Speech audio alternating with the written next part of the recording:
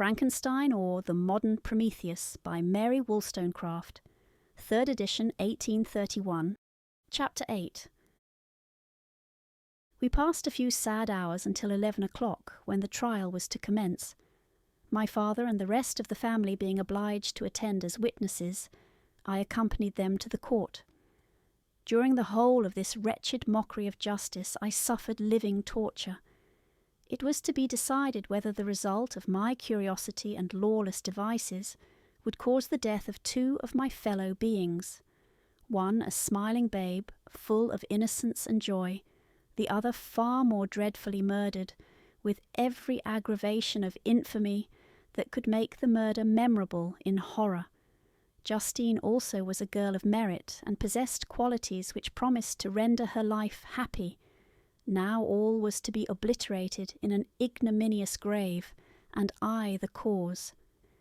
1,000 times rather would I have confessed myself guilty of the crime ascribed to Justine, but I was absent when it was committed, and such a declaration would have been considered as the ravings of a madman, and would not have exculpated her who suffered through me.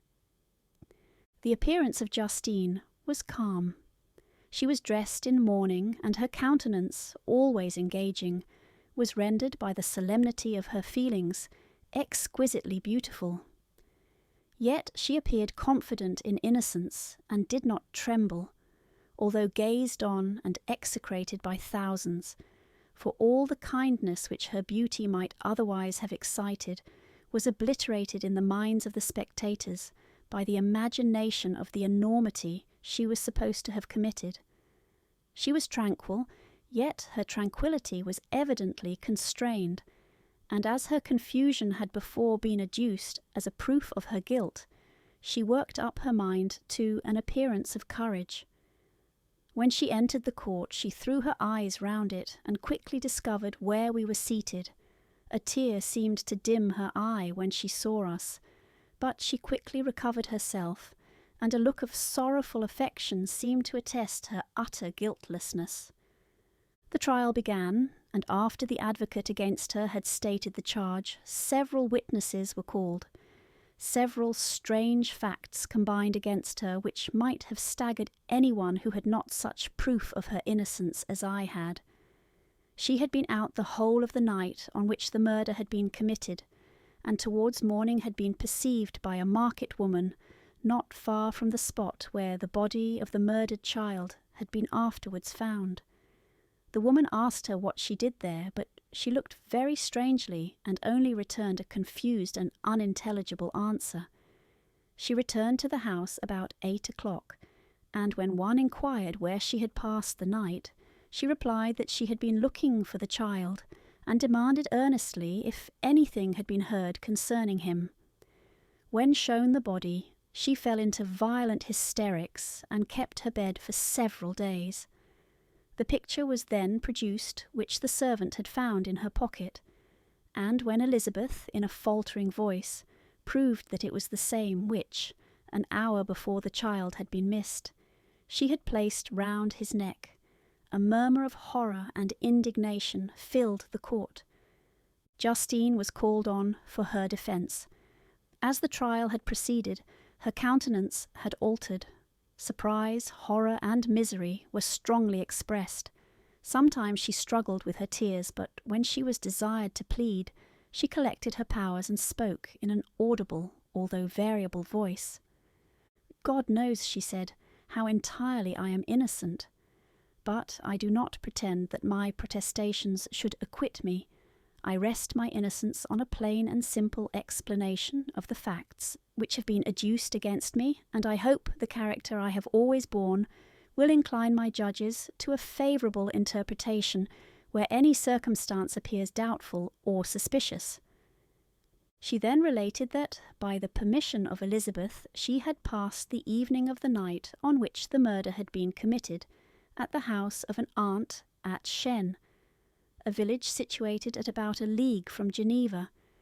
On her return, at about 9 o'clock, she met a man who asked her if she had seen anything of the child who was lost. She was alarmed by this account, and passed several hours in looking for him, when the gates of Geneva were shut, and she was forced to remain several hours of the night in a barn belonging to a cottage, being unwilling to call up the inhabitants, to whom she was well known. Most of the night she spent here watching. Towards morning she believed that she slept for a few minutes. Some steps disturbed her, and she awoke. It was dawn, and she quitted her asylum, that she might again endeavour to find my brother. If she had gone near the spot where his body lay, it was without her knowledge. That she had been bewildered when questioned by the market woman was not surprising, since she had passed a sleepless night and the fate of poor William was yet uncertain. Concerning the picture she could give no account. "I know," continued the unhappy victim, "how heavily and fatally this one circumstance weighs against me, but I have no power of explaining it, and when I have expressed my utter ignorance, I am only left to conjecture concerning the probabilities by which it might have been placed in my pocket. But here also I am checked. I believe that I have no enemy on earth, and none surely would have been so wicked as to destroy me wantonly. Did the murderer place it there? I know of no opportunity afforded him for so doing, or, if I had, why should he have stolen the jewel, to part with it again so soon? I commit my cause to the justice of my judges, yet I see no room for hope. I beg permission to have a few witnesses examined concerning my character, and if their testimony shall not overweigh my supposed guilt, I must be condemned, although I would pledge my salvation on my innocence." Several witnesses were called who had known her for many years, and they spoke well of her, but fear and hatred of the crime of which they supposed her guilty rendered them timorous and unwilling to come forward. Elizabeth saw even this last resource, her excellent dispositions and irreproachable conduct, about to fail the accused, when, although violently agitated, she desired permission to address the court.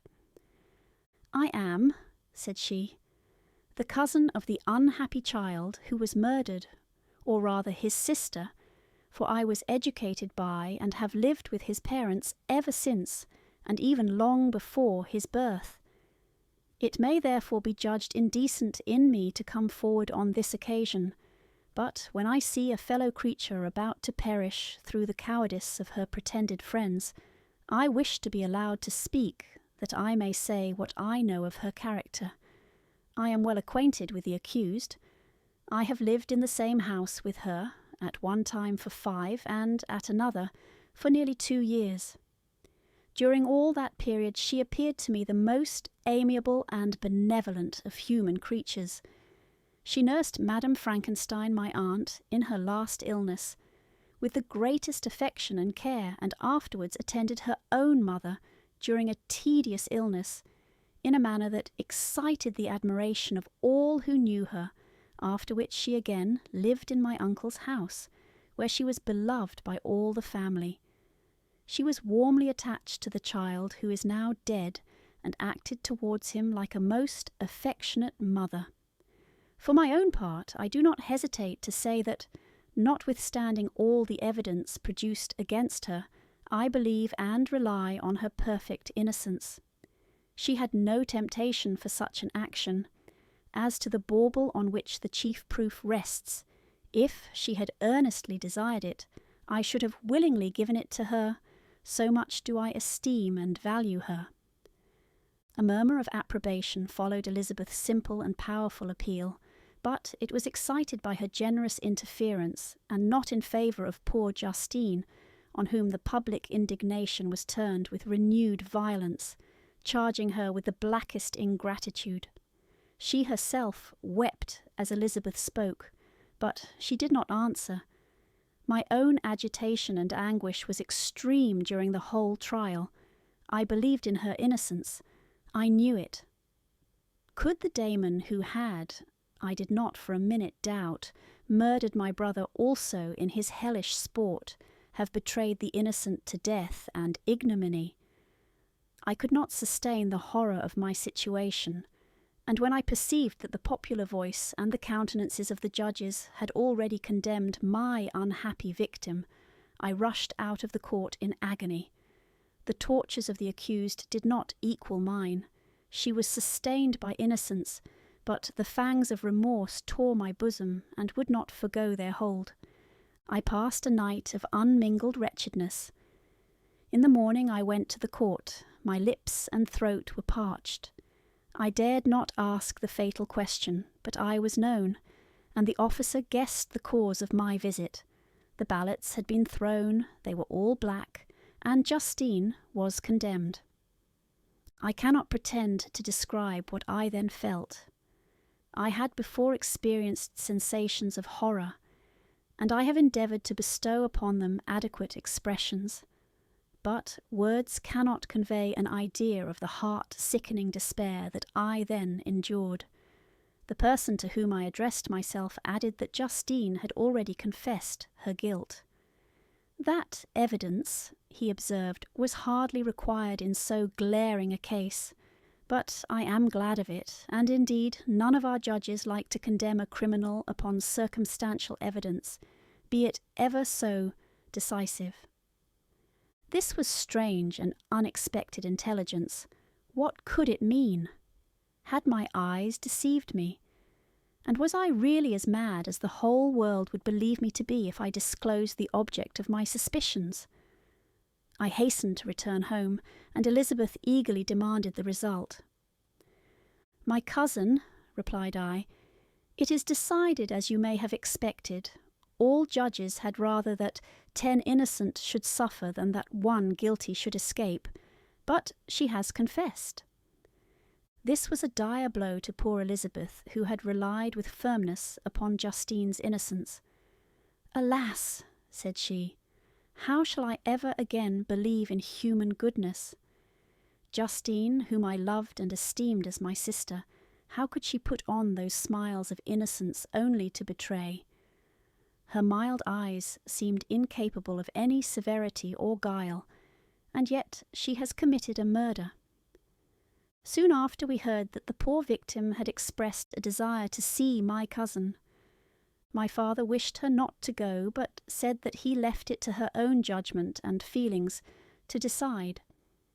"Yes," said Elizabeth, "I will go, although she is guilty, and you, Victor, shall accompany me. I cannot go alone." The idea of this visit was torture to me, yet I could not refuse. We entered the gloomy prison chamber and beheld Justine sitting on some straw at the farther end. Her hands were manacled, and her head rested on her knees. She rose on seeing us enter, and when we were left alone with her, she threw herself at the feet of Elizabeth, weeping bitterly. My cousin wept also. "Oh, Justine," said she, "why did you rob me of my last consolation? I relied on your innocence, and although I was then very wretched, I was not so miserable as I am now. And do you also believe that I am so very, very wicked? Do you also join with my enemies to crush me, to condemn me as a murderer?" Her voice was suffocated with sobs. "Rise, my poor girl," said Elizabeth. "Why do you kneel if you are innocent? I am not one of your enemies. I believed you guiltless, notwithstanding every evidence until I heard that you had yourself declared your guilt. That report, you say, is false, and be assured, dear Justine, that nothing can shake my confidence in you for a moment, but your own confession. I did confess, but I confessed a lie. I confessed that I might obtain absolution, but now that falsehood lies heavier at my heart than all my other sins, the God of heaven forgive me. Ever since I was condemned, my confessor has besieged me.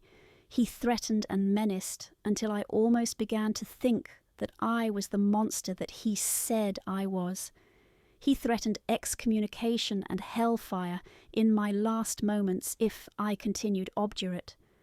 Dear lady, I had none to support me. All looked on me as a wretch doomed to ignominy and perdition. What could I do? In an evil hour I subscribed to a lie, and now only am I truly miserable." She paused, weeping, and then continued, "I thought with horror, my sweet lady, that you should believe your Justine, whom your blessed aunt had so highly honoured, and whom you loved, was a creature capable of a crime which none but the devil himself could have perpetrated. Dear William, dearest blessed child, I soon shall see you again in heaven, where we shall all be happy, and that consoles me, going as I am to suffer ignominy and death. Oh, Justine, forgive me for having for one moment distrusted you. Why did you confess? But do not mourn, dear girl, do not fear. I will proclaim, I will prove your innocence. I will melt the stony hearts of your enemies by my tears and prayers. You shall not die. You, my playfellow, my companion, my sister, perish on the scaffold. No, no, I never could survive so horrible a misfortune." Justine shook her head mournfully. "I do not fear to die," she said. "That pang is past. God raises my weakness and gives me courage to endure the worst. I leave a sad and bitter world, and if you remember me and think of me as of one unjustly condemned, I am resigned to the fate awaiting me. Learn from me, dear lady, to submit in patience to the will of heaven." During this conversation I had retired to a corner of the prison room, where I could conceal the horrid anguish that possessed me. Despair! Who dared talk of that? The poor victim who on the morrow was to pass the awful boundary between life and death felt not, as I did, such deep and bitter agony. I gnashed my teeth and ground them together, uttering a groan that came from my inmost soul. Justine started. When she saw who it was, she approached me and said, "Dear sir, you are very kind to visit me. You, I hope, do not believe that I am guilty?" I could not answer. "No, Justine," said Elizabeth, "he is more convinced of your innocence than I was, for even when he heard that you had confessed, he did not credit it. I truly thank him. In these last moments I feel the sincerest gratitude towards those who think of me with kindness. How sweet is the affection of others to such a wretch as I am! It removes more than half my misfortune, and I feel as if I could die in peace now that my innocence is acknowledged by you, dear lady, and your cousin." Thus the poor sufferer tried to comfort others and herself. She indeed gained the resignation she desired, but I, the true murderer, felt the never-dying worm alive in my bosom, which allowed of no hope or consolation. Elizabeth also wept and was unhappy, but hers also was the misery of innocence, which, like a cloud that passes over the fair moon, for a while hides but cannot tarnish its brightness. Anguish and despair had penetrated into the core of my heart. I bore a hell within me which nothing could extinguish. We stayed several hours with Justine, and it was with great difficulty that Elizabeth could tear herself away. "I wish," cried she, "that I were to die with you. I cannot live in this world of misery." Justine assumed an air of cheerfulness, while she with difficulty repressed her bitter tears. She embraced Elizabeth and said in a voice of half-suppressed emotion, "Farewell, sweet lady, dearest Elizabeth, my beloved and only friend. May heaven, in its bounty, bless and preserve you. May this be the last misfortune that you will ever suffer. Live and be happy, and make others so." And on the morrow Justine died. Elizabeth's heart-rending eloquence failed to move the judges from their settled conviction in the criminality of the saintly sufferer. My passionate and indignant appeals were lost upon them. And when I received their cold answers and heard the harsh, unfeeling reasoning of these men, my purposed avowal died away on my lips. Thus I might proclaim myself a madman, but not revoke the sentence passed upon my wretched victim. She perished on the scaffold as a murderess. From the tortures of my own heart I turned to contemplate the deep and voiceless grief of my Elizabeth. This also was my doing, and my father's woe, and the desolation of that late so smiling home, all was the work of my thrice accursed hands. Ye weep, unhappy ones, but these are not your last tears. Again shall you raise the funeral wail, and the sound of your lamentations shall again and again be heard. Frankenstein, your son, your kinsman, your early, much-loved friend, he who would spend each vital drop of blood for your sakes, who has no thought nor sense of joy except as it is mirrored also in your dear countenances, who would fill the air with blessings and spend his life in serving you, he bids you weep to shed countless tears, happy beyond his hopes, if thus inexorable fate be satisfied, and if the destruction pause before the peace of the grave have succeeded to your sad torments. Thus spoke my prophetic soul, as torn by remorse, horror, and despair, I beheld those I loved spend vain sorrow upon the graves of William and Justine, the first hapless victims to my unhallowed arts.